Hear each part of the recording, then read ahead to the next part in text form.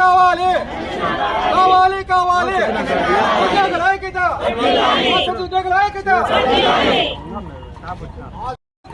నశించాలి రక్షణ కావాలి కావాలి కావాలి ఆసుపత్రి ఉద్యోగుల ఐక్యత ఆసుపత్రి ఉద్యోగుల ఐక్యత మాదే తప్పు ఉందని మేము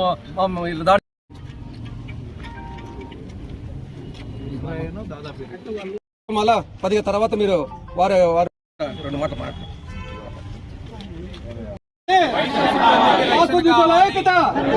నశించాలి నశించాలి నశించాలి నశించాలి ఉద్యోగుల ఐక్యత ఉద్యోగుల ఐక్యత రావాలి రావాలి రావాలి రావాలి. దురదృష్టమైన సంఘటన గురించి incharge medical superintendent doctor Nagendra Naik గారు నాకు అరౌండ్ 9:40 రాత్రి ఫోన్ చేయడం జరిగింది. వెంటనే అక్కడికి వచ్చి జరిగిన విషయాలన్నీ కనుక్కోవడం జరిగింది.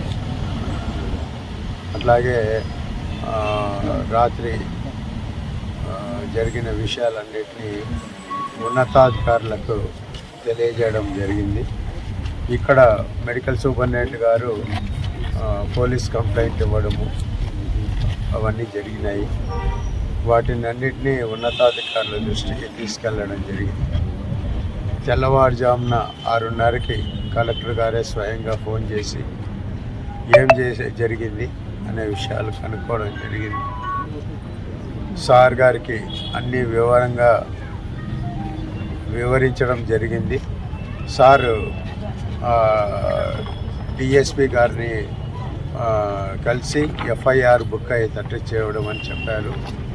ఇప్పుడు నేను మెడికల్ సూపరింటెండెంట్ గారు డిఎస్పి గారు ఆఫీస్కి రాగానే వెళ్ళి ఎఫ్ఐఆర్ కాపీని తీసుకొని రావాలని ప్లాన్ చేస్తున్నాము. అలాగే కమిషనర్ సెకండరీ హెల్త్ డాక్టర్ సిరి మేడం కూడా పొద్దున 6:30 ప్రాంతంలో నేనే స్వయంగా ఫోన్ చేసి మాట్లాడడం జరిగింది.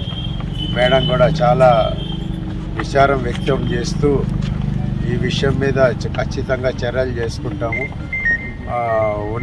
పోలీసు ఉన్నతాధికారులకు కూడా తెలియజేస్తామని నాకు అష్యూరెన్స్ ఇవ్వడం జరిగింది. సో ఇది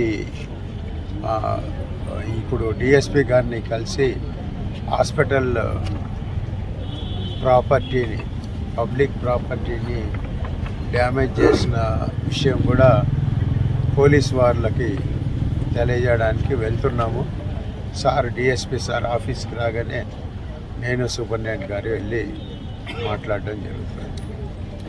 ఇది ఆందోళన చేయడం అనేది సహజంగానే ఉంటుంది, కానీ అట్ ది సేమ్ టైం ఇది ప్రజారోగ్యంకి సంబంధించిన విషయం కాబట్టి దీన్ని ఎక్కువసేపు చేయకుండా ప్రజలకి ఏమి ఇబ్బంది కలగకుండా వెంటనే విధుల్లోకి వెళ్ళమని కోరుతున్నాను.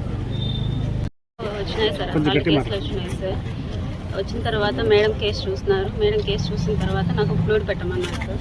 ఫ్లూయిడ్ తీసుకురావడానికి అని చెప్పేసి క్యాజువాలిటీలోకి వెళ్ళినాం సార్. నేను మేడం ఇద్దరం వెళ్ళినాము. వెళ్ళడంలోనే మా వెనుక వేరే అతను వచ్చినాడు సార్. అబ్బాయి వేరే వాళ్ళు ఆపోజిట్ వాళ్ళు కొట్టే వాళ్ళే వచ్చినారు. వాళ్ళు లోపలికి ఆ అబ్బాయి లోపలికి రావడంతో వీళ్ళు మొత్తం తోసుకొని వచ్చేస్తున్నారు సార్. 10 మంది పైన తోసుకొని వచ్చేస్తున్నారు. నన్ను మేడంని మొత్తం లోపలికి దొబ్బి పాడేస్తున్నారు సార్. క్రాష్ ర్యాలీ మొత్తం ఇన్స్ట్రుమెంట్స్తో మొత్తం మీదకి వేసేస్తున్నారు సార్. మా మీద వచ్చి మొత్తం అందరూ పడిపోయినారు. చేతికి వచ్చిన వాటితో కొట్టేసుకుంటూ వచ్చినారు సార్. మళ్ళీ తర్వాత మా సెక్యూరిటీ ఎంఎన్ఓలు బయటికి దొబ్బించి మమ్మల్ని కాపాడారు. ఆ టైంలో ఒక పేషెంట్ తీసుకొచ్చారండి. ఆ టైంలో వాళ్ళని ఎగ్జామిన్ చేయాలంటే ఎగ్జామినేషన్ చేసి ఫ్లూయిడ్ పెట్టమని చెప్పి మేము క్యాజువాలిటీకి వచ్చాము. కానీ అటెండర్ కొంచెం అసభ్యకరంగా మాట్లాడుతూ ఉంటే పోలీస్ కానిస్టేబుల్ డ్యూటీలో ఉన్న వాళ్ళని పిలిపించండి అని చెప్పి నేను లోపల 100కి ఫోన్ చేస్తూ లోపలికి వచ్చానండి. మీన్ వైల్ మా వెనక ఒక అతను వచ్చేసాడు. మేము డోర్స్ క్లోజ్ చేసుకునే లోపలే వాళ్ళే వచ్చి మా మీద పడిపోయారు. కంప్లీట్ వాళ్ళని కొట్టడంలో మాతో పాటు పడిపోయి మమ్మల్ని ఒక వెనక్కి నెట్టేసి ఈ చేతికి ఏది వస్తే అది లోపల ఏముంటే అవి తీసుకొని ఎట్లా అంటే అట్లా తోసేసి కొట్టేసినారండి. ఆ తర్వాత మా ఎంఎన్ఓ వాళ్ళు మా సెక్యూరిటీ వాళ్ళు వచ్చి వాళ్ళని తోసి మమ్మల్ని కొంచెం సేవ్ చేశారు. కొంచెం ఇబ్బంది అంటే తల దెబ్బలు ఇట్లా కూడా జరుగుండేవి. ఏం చేస్తున్నారో ఏంది అనేది కూడా ఆలోచన లేకుండా డ్యూటీ చేస్తున్న వాళ్ళ మీద ఇలా చేయడం చాలా బాగాలేదు. అసలు చేతికి ఏది అంటే క్యాజువాలిటీలో ఏది కనిపిస్తే దాంతో తీసుకొని కొట్టారండి.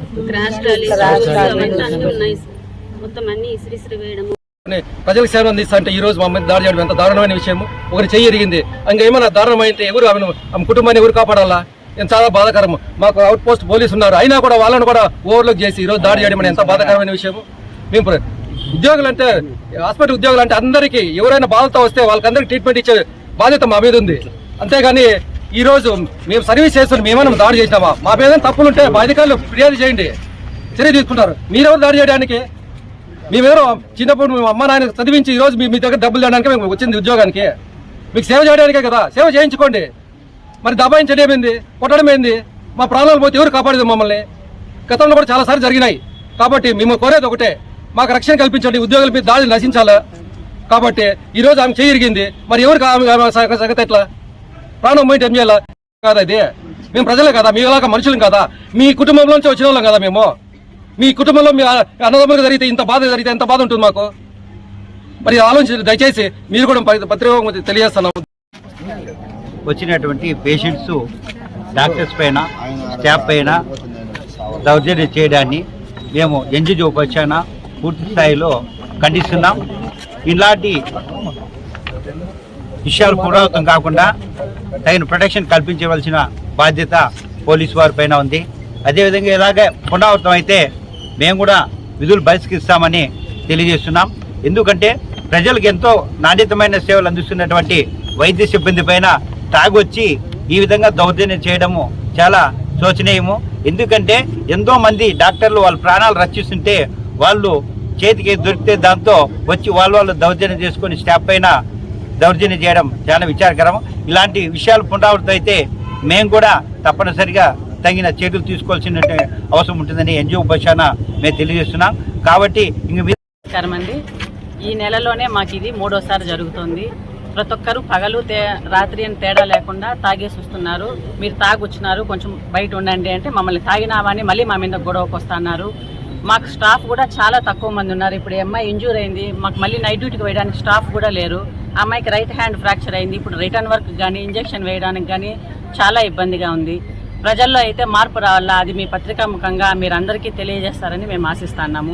మాకు ఏదన్నా జరిగితే హాస్పిటల్ కమిటీ మెంబర్స్, మా ఆఫీసర్స్, పోలీస్ వాళ్ళు అందరూ వస్తున్నారు. ఒక పర్సన్కి చెప్తున్నారు, వెళ్ళిపోతున్నారు, మళ్ళీ ఇంకో పర్సన్ తయారవుతున్నారు.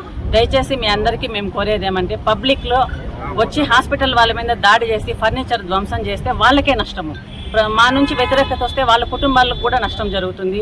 నైట్ అయితే ఎమర్జెన్సీ వార్డులో ఉండే ఇంజెక్షన్స్ అన్ని పగలు కొట్టేస్తున్నారు. అవన్నీ లోకల్ పర్చేజ్ పెట్టి కొనిండేటివి ఇప్పుడు మళ్ళీ మేము పేషెంట్లకు ఇవ్వాలంటే ఎక్కడి నుంచి వస్తాయి?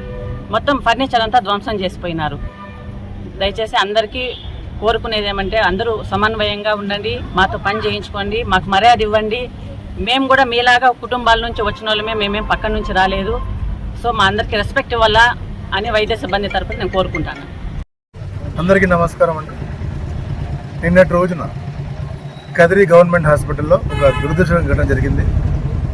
రాత్రి డ్యూటీ చేస్తున్న డ్యూటీ డాక్టర్ పైన, అలాగే నర్సింగ్ సిబ్బంది పైన, సెక్యూరిటీ, ఎంఎన్ఓ అందరి మీద సుమారుగా ఒక 10-15 మంది తాగొచ్చి దాడి చేయడం జరిగింది. ఆ దాడిలో మా స్టాఫ్ నర్స్కి ఒక చేయి కూడా విరగడం జరిగింది. డాక్టర్ గారికి పిడిగుద్దులు గుద్దారు, ముఖం మీద రక్తగాయాలు అయినాయి. రాత్రి మొత్తం క్యాజువాలిటీ అంతా రక్తసిక్తం అయిపోయింది. సమయానికి పోలీసు వాళ్ళు కానీ సిఐ గారు స్పందించి వెంటనే రావడం వలన ప్రాణాపాయం తప్పింది చాలామందికి, మా వైద్య సిబ్బందికి. ఇది మొదటిసారి కాదు కదిరి గవర్నమెంట్ హాస్పిటల్లో జరగడము. గతంలో కూడా ఇలాగే జరిగిన మా మీద. ఈ నెలలో సుమారుగా 2-3 జరగడం ఇది దాడులు మా మీద. ప్రతిసారి మేము ఏమి కేసులు పెట్టట్లేదు, ఏమి ధర్నాలు చేయట్లేదు, ఎటువంటి రెసిస్టెన్స్ చూపెట్టలేదు కాబట్టి మా మీద ఇంకా దాడులు ఎక్కువ అవుతూనే పోతున్నాయి. ఈసారి మేము మా ఉన్నతాలతో మాట్లాడి కేసు పెట్టడం జరిగింది. మేము విన్నవించుకోదు ఒకటే, గవర్నమెంట్ హాస్పిటల్ ఉన్నది కేవలం మీకోసమే, ప్రజల కోసమే. 24 గంటలు పనిచేస్తాము. సంవత్సరంలో ఏ ఒక్క రోజు కూడా గవర్నమెంట్ హాస్పిటల్ తలుపులు మూయం మేము. మీకోసం ఎప్పుడు అది 24 అవర్స్ ఓపెనే ఉంటుంది హాస్పిటల్. ఎటువంటి టైంలో ఎటువంటి కేసు వచ్చినా కూడా చూస్తాం ఇక్కడ. అలాంటి మా మీద దాడులు చేసుకుంటూ పోతే భయపడి మేము ఇళ్ళలో పోయి కూర్చుంటే చాలామందికి చాలా నష్టం జరుగుతుంది. కాబట్టి మాతో సేవలు చేయించుకోండి, కానీ మా మీద దాడులు చేయొద్దండి. ఇప్పుడు మహిళా ఉద్యోగులందరూ భయభ్రాంతుల్లో ఉన్నారు. వాళ్ళు అసలు డ్యూటీలకు రామంటున్నారు, మాకు రక్షణ లేస్తారు, మేము ఇక్కడ పని చేయలేమంటున్నారు. వాళ్ళని ఏమని చెప్పి వాళ్ళకి ధైర్యం నింపించాలో అర్థం కావట్లేదు. ఎందుకంటే ఇది ఒకటోసారిగా జరగడం, 2, 3, 4 సార్లు జరిగింది. ఇప్పటికే ఒక డాక్టర్ గారు రిజిగ్నేషన్ చేసి వెళ్ళిపోయారు, ఆయన మీద దాడి జరిగితే. ఇట్లా ఉన్న డాక్టర్లు, నర్సులు అందరూ కూడా మానేసిపోతే చాలా ఇబ్బందికర వాతావరణం వస్తుంది. కాబట్టి నేను కోరుకున్నది ఒకటే, ప్రజల్ని మీరు కూడా కొంచెం మారాలి. తాగేసి గవర్నమెంట్ హాస్పిటల్కి వచ్చి కనిపించే వాళ్ళందరినీ దొరికిన ఏ వస్తువుతో అందుకుంటున్నారు. మందులు విసిరేసినారు, టానిక్లు పడగొట్టేసినారు, ఆ సెలైన్ సీసాలు తీసుకొని కొట్టినారు. చేతికి ఏది దొరికితే. కాబట్టి ఉన్న చట్టాలని కఠినంగా అమలు చేసి మా మీద దాడులు చేస్తే నాన్ బెయిలబుల్ కేసులు ఖచ్చితంగా పెట్టేలాగా వ్యవస్థలో మార్పు రావాలి. మాకు అవుట్ పోస్ట్లో ఒక కానిస్టేబుల్ ఉంటున్నారు, కనీసం 2 ఏర్పాటు చేయాలని పోలీసు ఉన్నతాధికారులను కోరుకుంటున్నాం. ఈ సందర్భంగా ఈరోజు మేము కేవలం ఒక గంట పాటు మాత్రమే 9 గంటల నుంచి ఉదయం 10 గంటల వరకు ఓపీ సేవలను బహిష్కరించాము.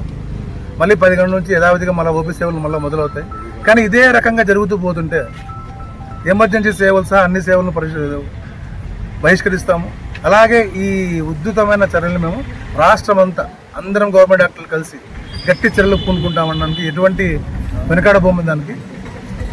కాబట్టి దయచేసి మా మీద దాడులు మానుకోండి, విజ్ఞతతో ఆలోచించండి. మేము కూడా మీ ఇంటి నుంచి వచ్చిన వాళ్ళమే, మీలాగా మనుషులు మేము ఉన్నది మీకు సేవ చేయడానికే. మేము మీకు ప్రాణాలు పోస్తుంటే మీరు మా ప్రాణాలు తీసుకుంటూ పోతుంటే కరెక్ట్ కాదు ఇది. కాబట్టి దయచేసి మా మీద దాడులు ఆపండి. పత్రికాముఖంగా అందరినీ కోరుకునేది ఒక్కటే, మాతో సేవలు చేయించుకోండి, కానీ దయచేసి మమ్మల్ని హింసించొద్దండి. Thank you. హాస్పిటల్ నందు ఈ విధంగా దాడులు జరగడం మాకు ఇది కొత్త కాదు. నెలకు కనీసం 4-5 సంఘటనలు జరుగుతూనే ఉంటాయి. అది క్యాజువాలిటీ కాదు, లేబర్ రూమ్ కాదు, వార్డ్స్ కాదు, సెక్యూరిటీస్ మీద గేట్ దగ్గర కాదు, ఎక్కడైనా సరే అందరూ నోటికొచ్చినట్లు మాట్లాడుతున్నారు, తిడుతున్నారు, అరుస్తున్నారు. మేమేమి వాళ్ళని అంటే చాలు మళ్ళీ మా మీద రివర్స్లో పోయి కేసులు పెడుతున్నారు. మేము ఎన్నోసార్లు చెప్పి చూసినాము, మాకైతే ఏం విలువ ఇవ్వటం లేదు ప్రజలు ముఖ్యంగా. మాకైతే మిగతా పోలీసు వాళ్ళు కానీ, ఎమ్మెల్యే సార్ కానీ, కమిటీ మెంబర్లు కానీ మేము ఏదైనా సమస్య అని చెప్తే వాళ్ళు బాగానే రెస్పాండ్ అవుతున్నారు, మా సమస్యలు పరిష్కరిస్తున్నారు. కానీ ప్రజలైతే మమ్మల్ని బాగా ఇబ్బంది చేస్తున్నారు. సండే రోజు డ్యూటీలో ఉండే క్యాజువాలిటీలో ఉండే స్టాఫ్ నర్స్ని చాలా ఇబ్బంది పెట్టినారు. ఆమె ఏడ్చుకుంటూ ఫోన్ చేసింది. అన్ని వేరే పేషెంట్ల విషయంలో కూడా ఇబ్బంది పెడుతున్నారట, తనకు విషయమే కాకుండా. వాళ్ళకి ఎలా ఇస్తావు ట్రీట్మెంటు, మాకు ఇవ్వాలి కదా, మాకు మనుషులు లేరు, మీరెందుకున్నారు, అలానే ఇబ్బంది పెడుతున్నారంట. దయచేసి మీరు పత్రికాముఖంగా ప్రజలందరికీ విజ్ఞప్తి చేయాల్సింది ఏమంటే, మా మీద దాడులు చేయకుండా, తాగి హాస్పిటల్కి రాకుండా, లేడీస్ మీద అసభ్యకరంగా మాట్లాడకుండా ఉండాలని కోరుకుంటాను.